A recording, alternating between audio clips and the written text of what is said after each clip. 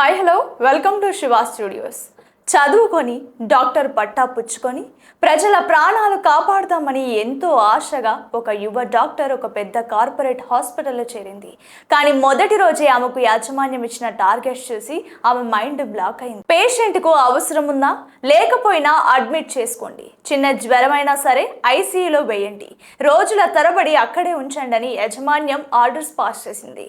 ఇది చూసి తట్టుకోలేక ఆ పాపంలో భాగం పంచుకోలేక విధుల్లోకి చేరిన మొదటి రోజే ఆ డాక్టర్ తన ఉద్యోగానికి రాజీనామా చేసింది.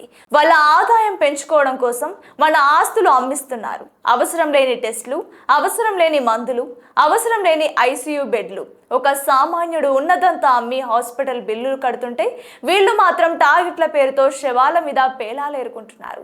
దేవుడితో సమానం అనుకునే డాక్టర్ వృత్తిని కొందరు కార్పొరేట్ రాబందులు వ్యాపారంగా కాదు వ్యభిచారంగా మార్చేశారని ఆ డాక్టర్ కన్నీళ్లు పెట్టుకుంటూ చెప్పిన మాటలు ఇప్పుడు సోషల్ మీడియాను షేక్ చేస్తున్నాయి. ఇలాంటి డాక్టర్లు ఇంకా ఉన్నారంటే మానవత్వం ఇంకా బతికే ఉంది. హాస్పిటల్స్ చేస్తున్న ఈ దోపిడీ గురించి మీరేమనుకుంటున్నారో కింద కామెంట్ చేయండి.